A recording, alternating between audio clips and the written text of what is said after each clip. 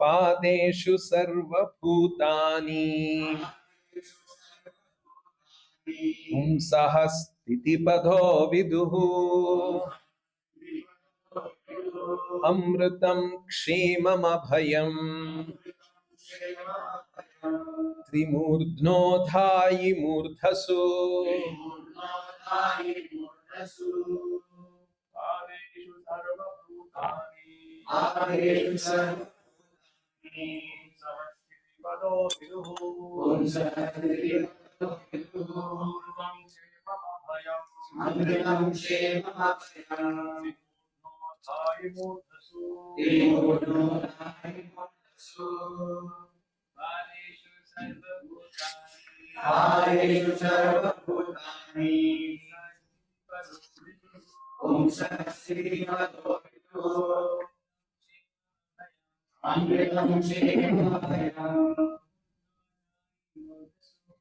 Murdhodhayi murdhasu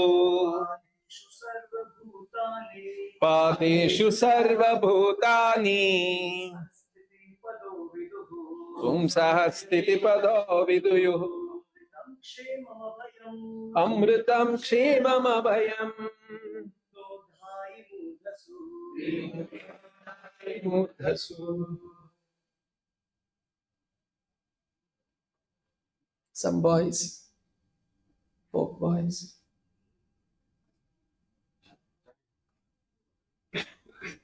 Yeah, stop. Okay. Padeshu sarva bhutani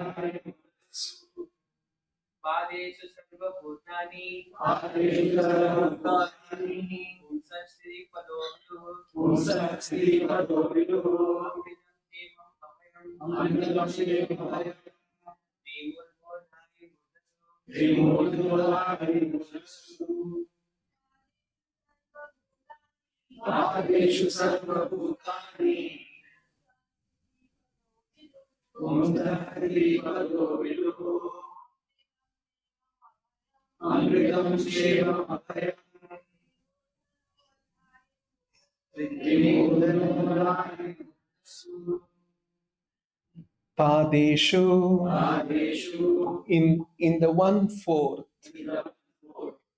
Sarva all Bhutani living entities Pumsaha of the Supreme Person Sthiti Padaha the reservoir of all material opulence. Viduhu, you should know.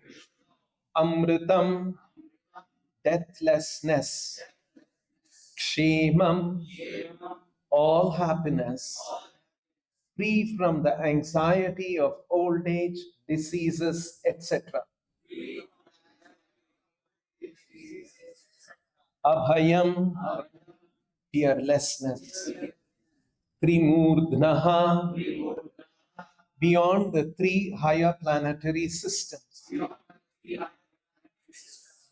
Adhayi, exist.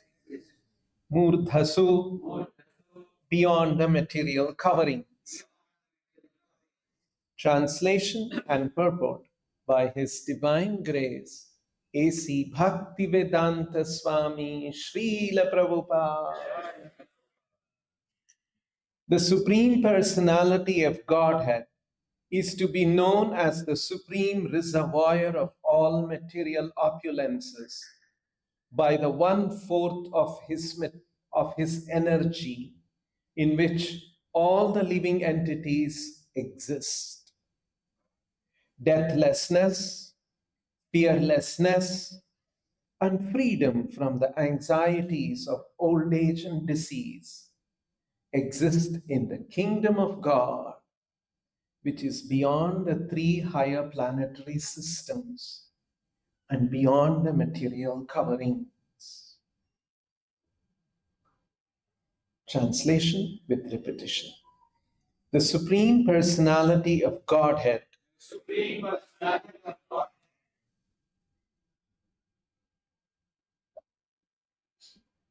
is to be known as the supreme reservoir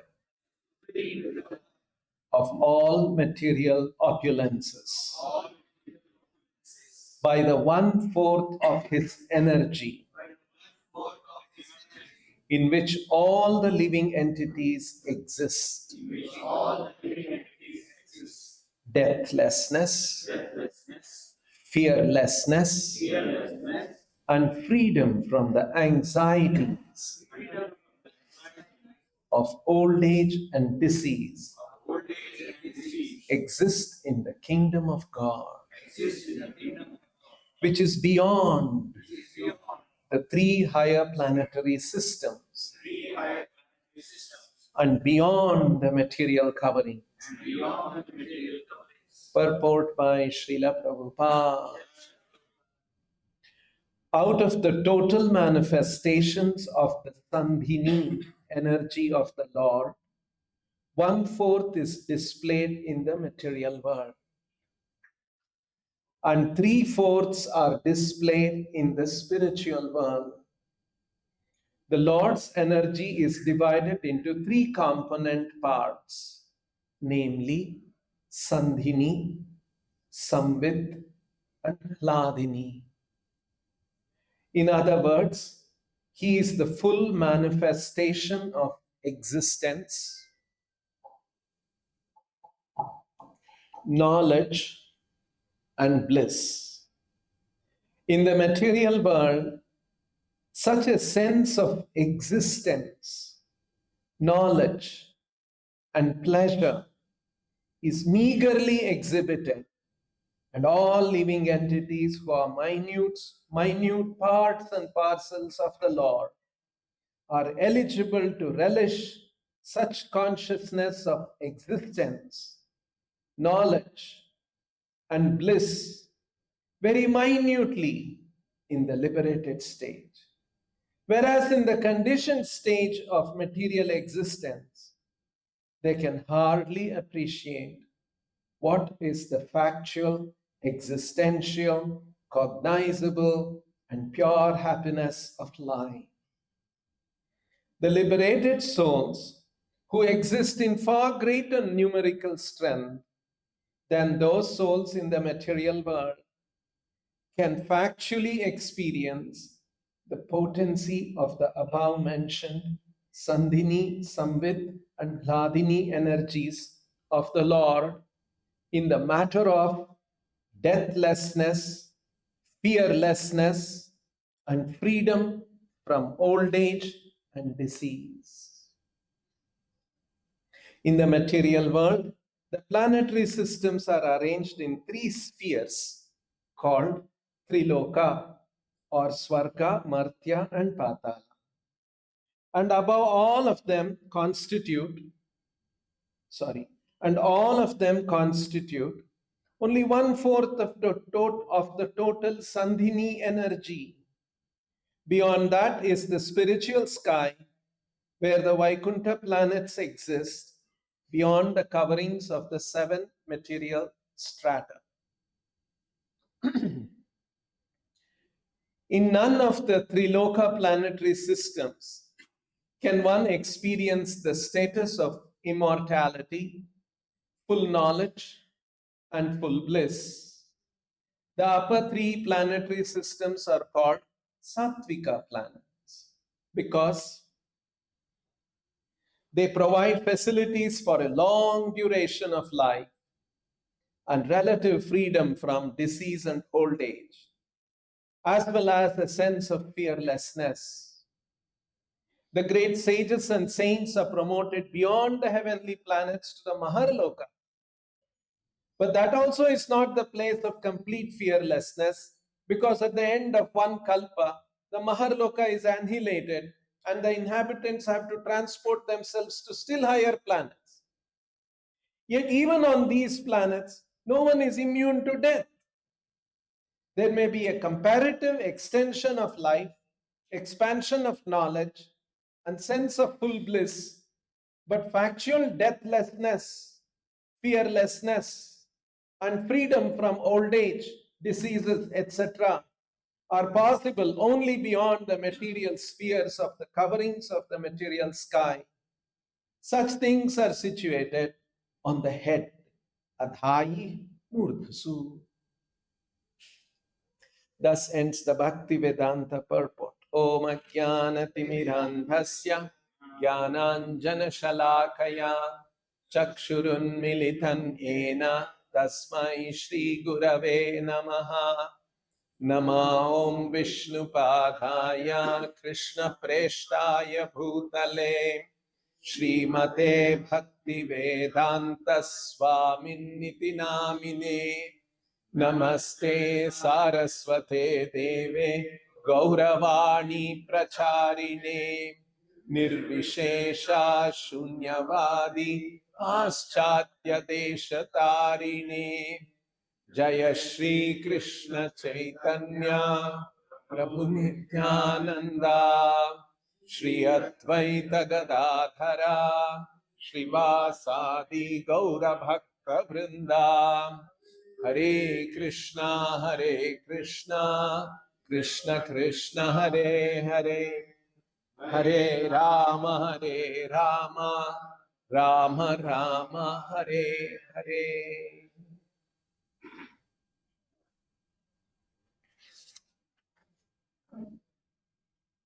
So this is a verse from the chapter called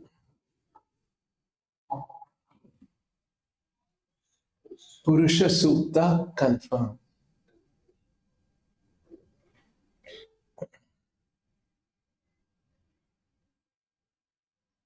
I was always wondering why Prabhupada has called this chapter Purusha Sukta Confirmed.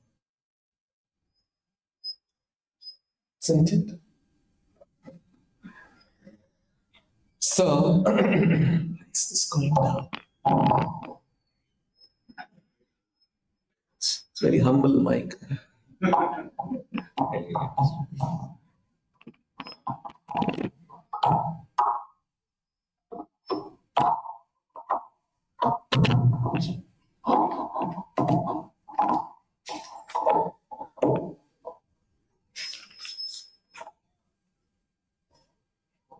So Srila Prabhupada explains this. The previous chapter is called Cause of All Causes, and this chapter is called Purusha Sukta Confirmed. Purusha Sukta is a mantra from the Sukta, from the Rig Veda. So it is part of the Vedas, and hence it's very authoritative. And Purusha Sukta begins with Sahasra Shirsha Purushaha Sahasraksha Sahasrapa Sabhumin Vishvato Vritva Atyadishtat Thashangulam, etc. Right? That is the Purusha Sukta. Now, okay, 2 verses before, Prabhupada explains the reason why it is called, this chapter is called Purusha Sukta Confirmed. How does this happen? Where does Prabhupada explain? Why is this called Purusha Sukta Confirmed? All of that we will try to see. In verse 13 to 16, this is Brahma speaking to Narada. Because Narada had asked the question, my dear father, you have such powers to create this entire universe. I am astounded to see your powers. What a massive, big, cosmic universe you create. You seem to be so powerful. But I see you sometimes, you're also performing austerity. For what? Are you worshipping someone?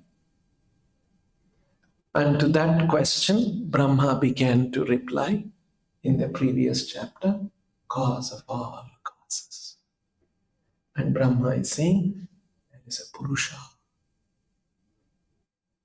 whom even I worship, whom even I bow down.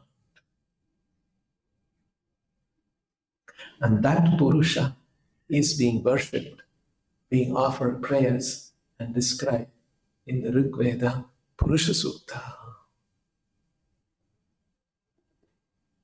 And let's come to this particular verse. The way how Bhagavatam develops these ideas, very, very interesting. Aham bhavan bhavaschaiva ta ime munayo agrajaha. Lord Brahma is saying, Aham, me, because Brahma is an important person in this universe. Aham, bhavan, yourself, referring to Narada. Bhavaha, Shambho, Lord Shiva. Chayeva, ta ime munayo agrajaha. And there are several other sages, munayaha, agrajaha. They were born before you, Narada. All those senior sages. Sura, Asura, all the devatas, and demons also.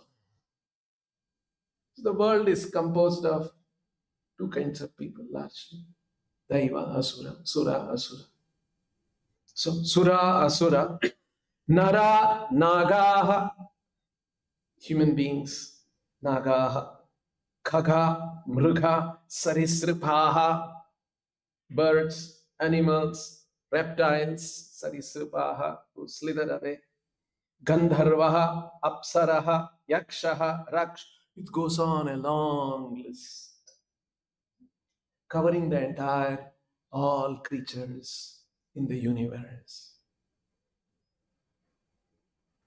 Pashavaha, Pitaraha, Siddhaha, Vidyadaraha, Charanaha, Dhrumaha, Anyecha Vividha Jiva, Jala, Sthala, Nabhaukhasaha. Living entities which are in the water, Sthala, land, Nabha, in the sky, birds, all of them. Griha, Riksha, Ketavaha, Tharaha, not only living entities, planets, comets, asteroids, stars, Taditaha, lightning you will see sometimes. Stanayitnavaha, and you will hear the sounds of the thunder in the sky. Sarvam Purusha Ye Vedam.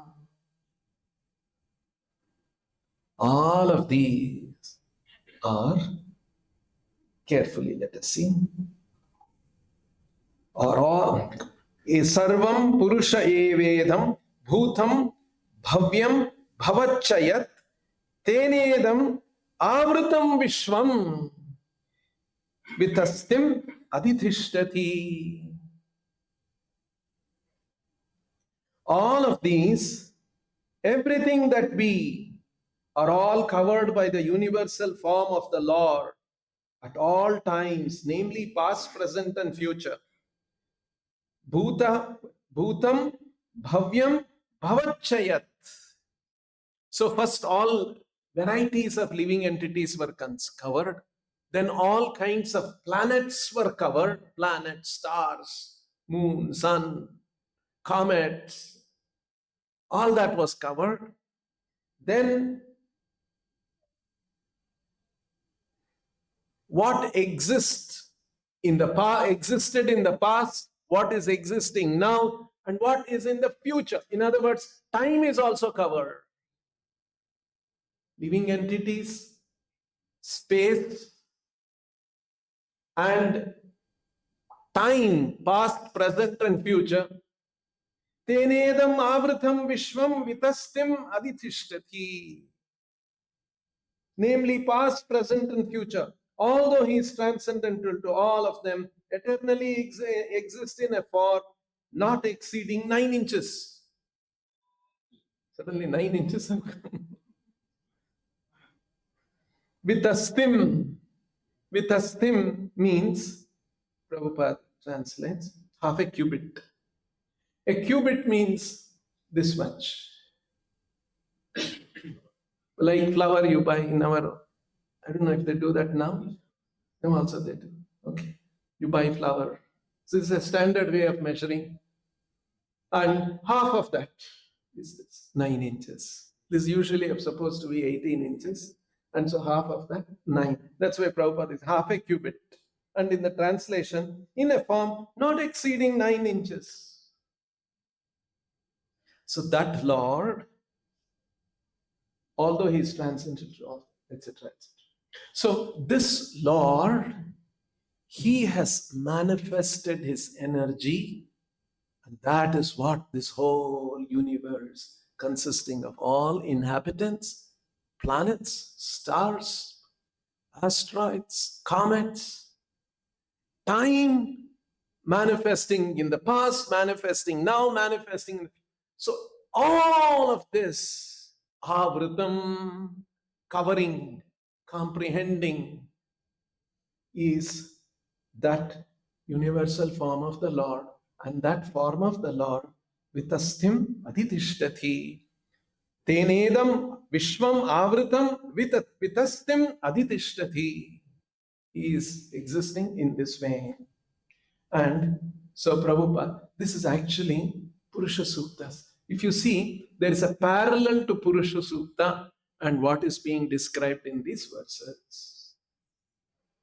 That's why Prabhupada says, in the Vedic Purusha Sukta of the Rig Mantra, this is also confirmed.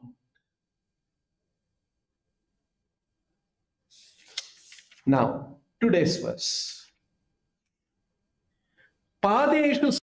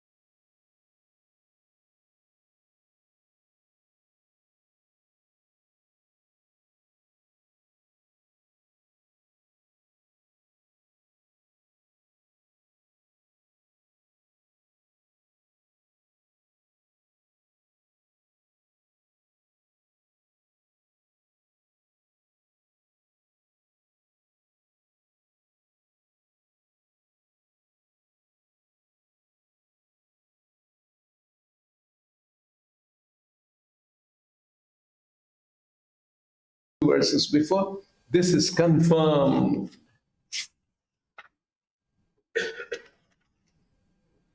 In the Vedic Purusha Sukta of the Rig Mantra, this is also confirmed.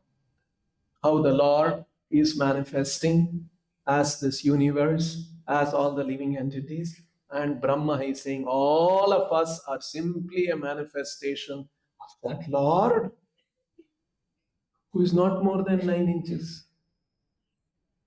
This big cosmos of such big dimensions, everything coming from that Purusha. That is the first point. Now, there is something very, very interesting that Prabhupada teaches here in this verse of the purport.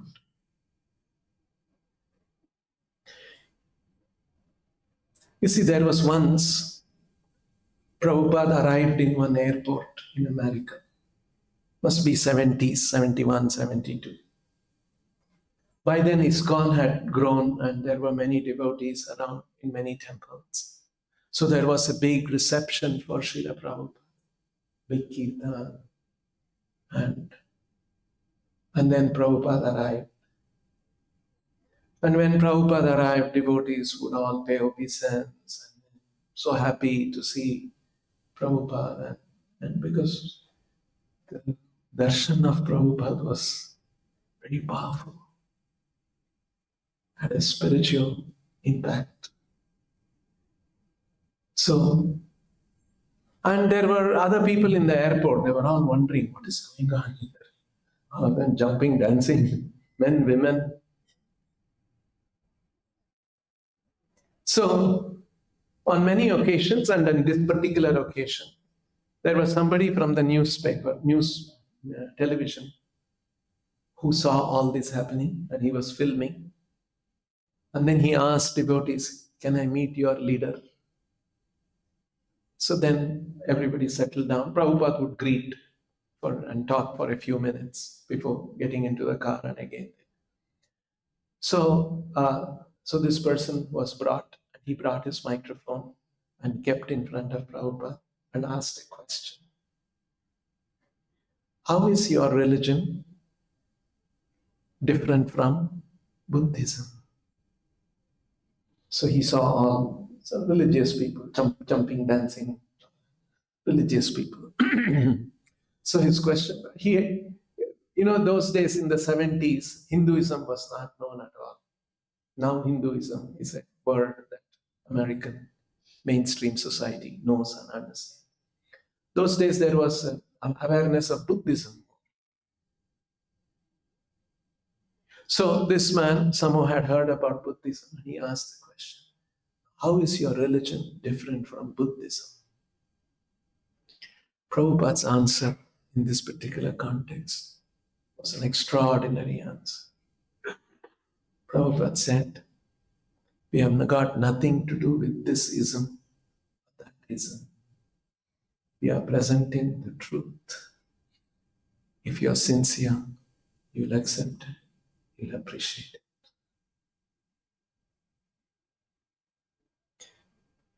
So from this reply, what we can make out, how Prabhupada was presenting Krishna consciousness.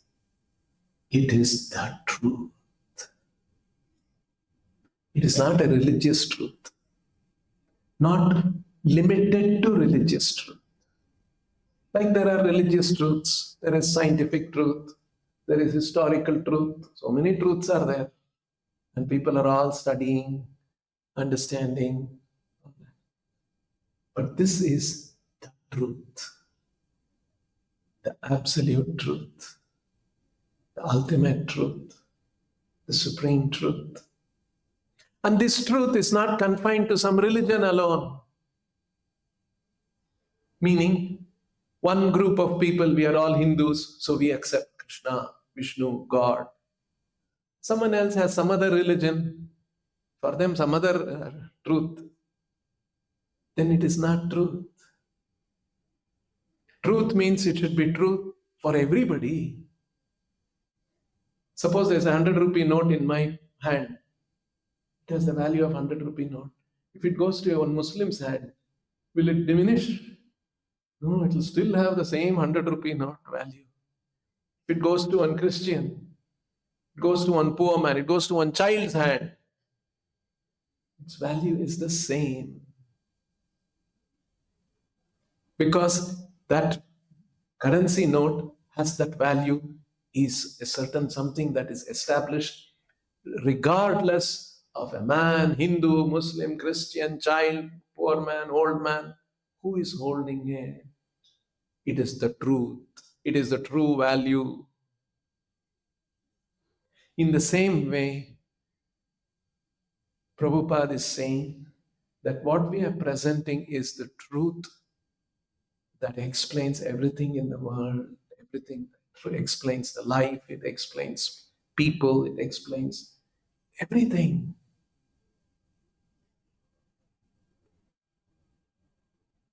And hence, this has got nothing to do with this ism or that ism, which is confined to some religion, some religious belief.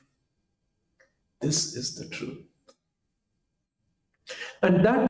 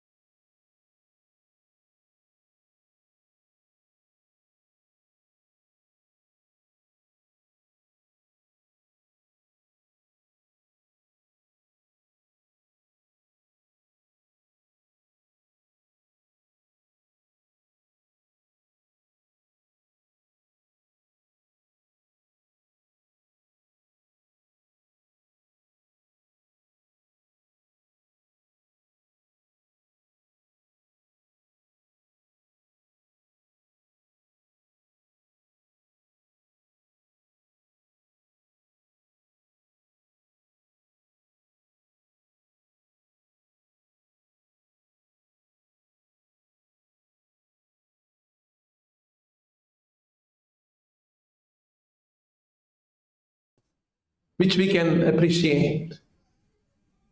So, this is called existence. So, that existence is comes about because of one energy of the Lord called Sandhini Shakti. One scientist asked this question. We as scientists, we are studying this universe. But the very basic question is, why does the universe exist for us to study? Why doesn't nothing exist? Then we have nothing to study at all. But something exists and we study. See, now he's appreciating the existential aspect of the universe. But when you look at this statement of this scientist, why does the universe exist that we study, and why doesn't nothing exist? Something exists and we are engaged in it, with it. Now, if you look at this statement through the prism of Vedic knowledge, something more appears, which the scientist missed out. When the scientist is saying, we are scientists, we are studying the universe, why does this universe exist? There is one more inherent truth to this statement. There are two things existing. Not only the universe, there's a scientist who is studying the universe. Universe is not studying itself. Universe cannot study.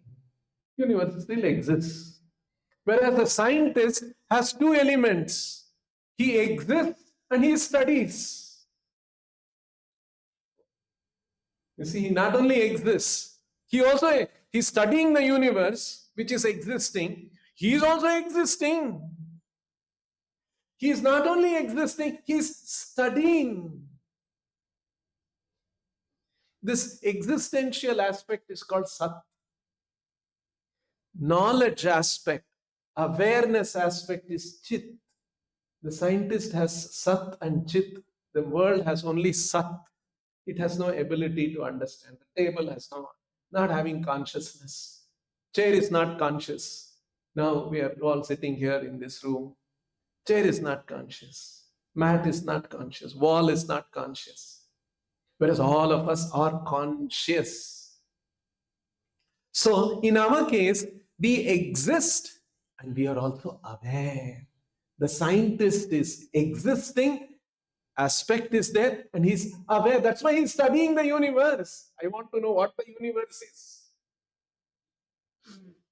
Now, if you carefully study your scientist's life, he's not 24 hours studying the universe.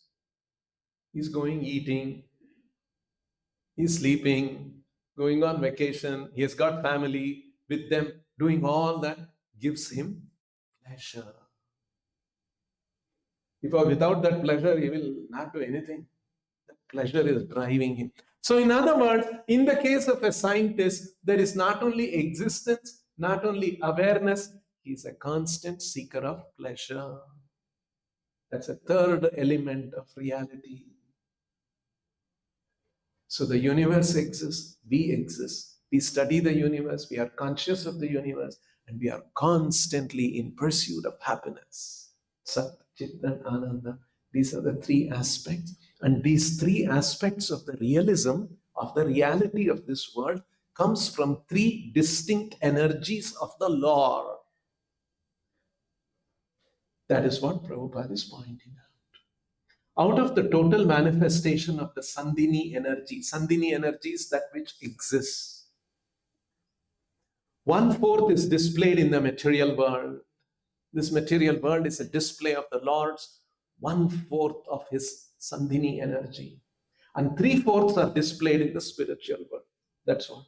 Padeshu sarva bhutani pumsah stiti pado vidu amrutam kshemam abhayam trimurdhno adhai murdhasu. I'll come to those words. Trimurdhnaha, how that words, tripadaha, amrutam divi. The Lord's energy is divided into three component parts, namely Sandhini, Samvit, and Hladini. In other words, he is the full manifestation of existence, knowledge, and pleasure. So, this material world is a partial manifestation of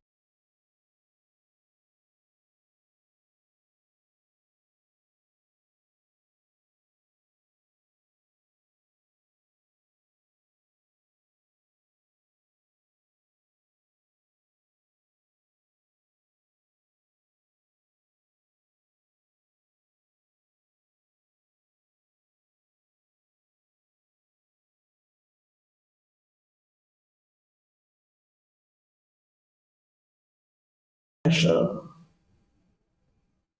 He is the source of any existence, any knowledge, any pleasure. He is the reservoir of that. So, in other words, he is the full manifestation of existence. That exists, Sat reality. He is the full manifestation. Knowledge, awareness. He is the full manifestation of awareness. Pleasure. He is the full manifestation of pleasure. In the material world, such a sense of existence, knowledge, and pleasure is meagerly exhibited, and all living entities who are minute parts and parcels of the Lord are eligible to relish such consciousness of existence, knowledge, and bliss very minutely in the liberated state. We can experience that properly in the liberated state. In the conditioned stage, what happens? Next sentence. Are able to relish such consciousness of existence. We are able to knowledge and bliss very minutely in the liberated stage. Whereas in the conditioned stage of material existence, they can hardly appreciate what is the factual, existential, cognizable, and pure happiness of life. We hardly understand, get to experience and relish existence. Some existence we understand. We are all living here. We are existing. Suppose somebody is in a building and there is a fire alarm goes off. What will everybody do? Everybody will be running. They'll be following. What is the instruction? Fire alarm is going. Don't take the lift, take the stair. Everybody will be running down the staircase. Why? Because everyone wants to protect their existence. They don't want to become non-existent. They know fire attacks means we'll become non-existent. Finish. We have seen that. We have read about it. Others, what happened? So whenever there is a threat for our existence, we run from it to save ours. So we have some understanding of existence. But our existence, because we are mistaking our identity with the body, we are thinking my existence is in terms of the body. When the body is in danger, my existence is in danger. And that's why Krishna says, Nahanyate hanyamane sharire. Don't worry, don't fear. This body will be finished, but we will not be finished. So, in the conditioned state, in a very faint manner, we have an understanding of existence, knowledge, and some running after some pleasure, some experience. But if we are liberated, we will be able to experience much higher level. The liberated souls who exist in far greater numerical strength than those souls in the material world are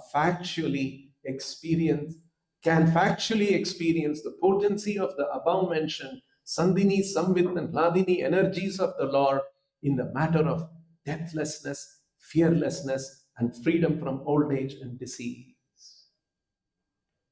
So in the material world, you will not experience all the three aspects of the Lord's energy in its full form. You will experience that in the 3/4 part of the Lord's creation, where Amritam, Kshemam, Abhayam, deathlessness, all happiness free from anxiety of old age and disease, and fearlessness we can experience.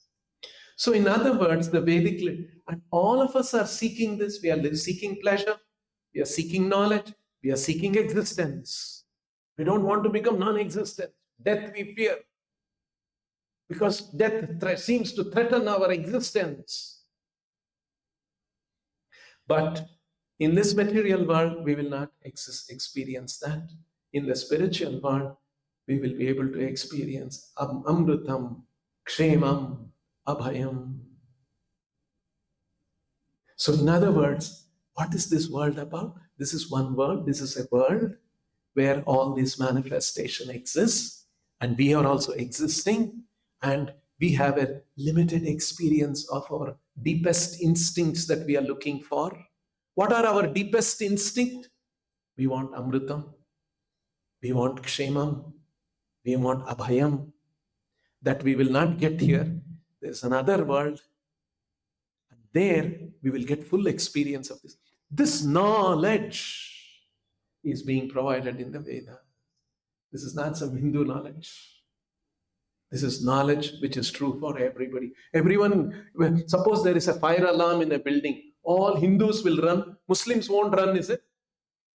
Christians won't run, is it? Everybody will be running. Because everyone wants existence. Everyone wants pleasure. Everyone wants knowledge and awareness. See, so the Vedic literatures are identifying very fundamental characteristics about all living, not only living entities. Suppose there is an animal will also run. If there is an animal, there is fire. Animal will also start running away from, even animal wants to exist. It doesn't want to die.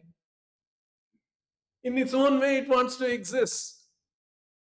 So, Vedic literatures are identifying the very fundamental instincts of all living entities. And what is this instinct? Why it exists here? Why it is disappointed? It is not going to be fulfilled here. What is happening? That level of fundamental knowledge is being presented in the Vedic literature. Now you see how Prabhupada is presenting this? We are presenting the truth.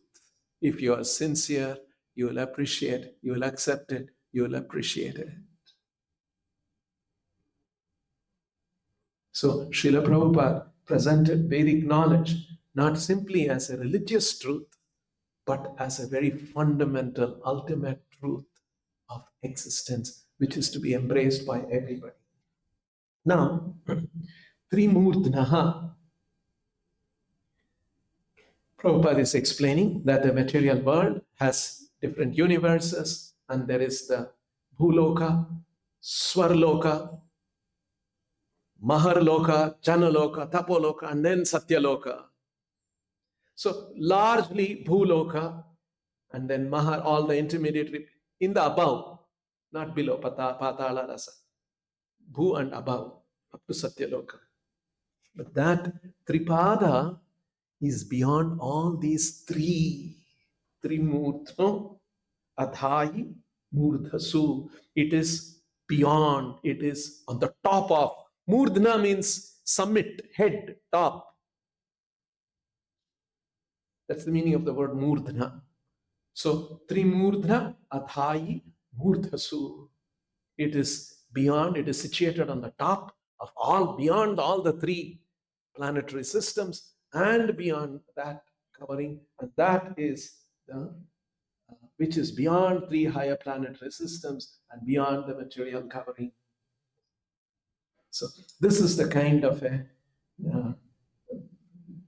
sense the Vedic literatures are providing, and in this important conversation, Bhagavatam is recounting that Lord Brahma himself, who is an important agent in this creation, he is describing what is happening.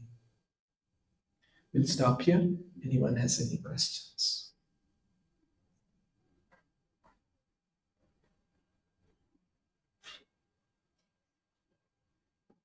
Hare Krishna. Yeah. So here half a cubit is how it is explained. It's how the Lord is half a cubit. Acharyas explain half a cubit, 9 inches. So Vishnu, if we measure him, he will be 9 inches in the heart. The Acharyas explain Vishnu, Lord, is actually aprameya. He is immeasurable. It is to give a sense, not in terms of his measurement, but to convey the sense of his potency, how that Lord has manifested the whole universe. And he is also situated in the heart of every living entity. So it is to not really to convey the sense of measurement, but to convey how the Lord's greatness, he is situated in the heart of Ishvara Sarvabhutana, Desharjuna Tishtati. That Ishvara is situated in the heart of every living entity. So it is to convey that sense, not strictly in terms of measurable inches, half cubit.